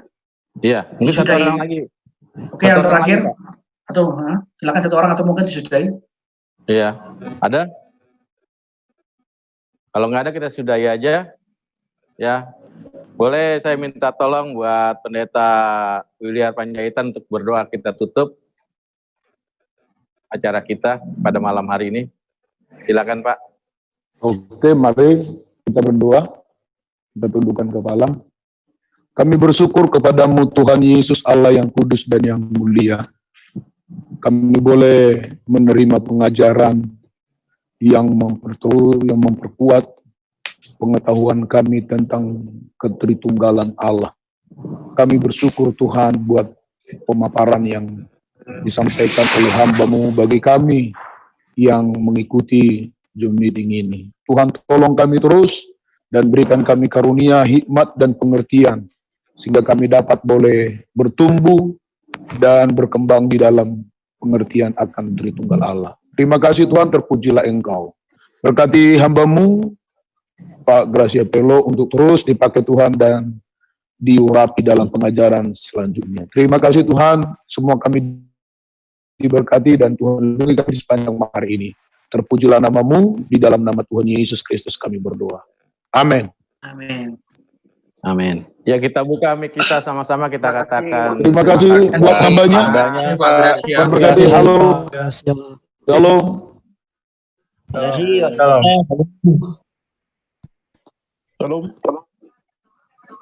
Shalom. Terima kasih Pak Gracia. Tuhan Yesus memberkati.